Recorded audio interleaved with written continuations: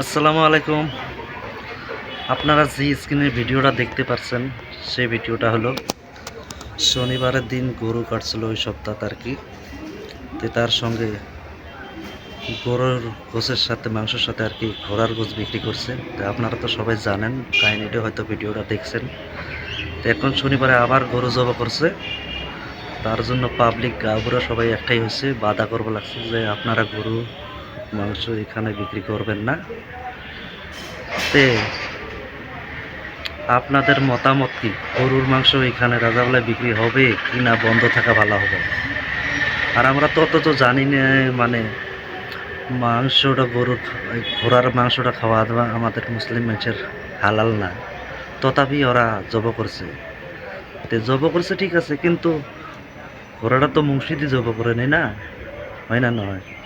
তার জন্য আপনাদের মতামত থাকলো, মাংস রাজাবেলায় বিক্রি হবে কি হবে না। আর যত পারেন ভিডিওটা অন্যজনের কাছে পৌঁছে দিবেন, লাইক শেয়ার করবেন, কমেন্ট করবে যে রাজা বলে মাংসটা বিক্রি করা ভালো না খারাপ।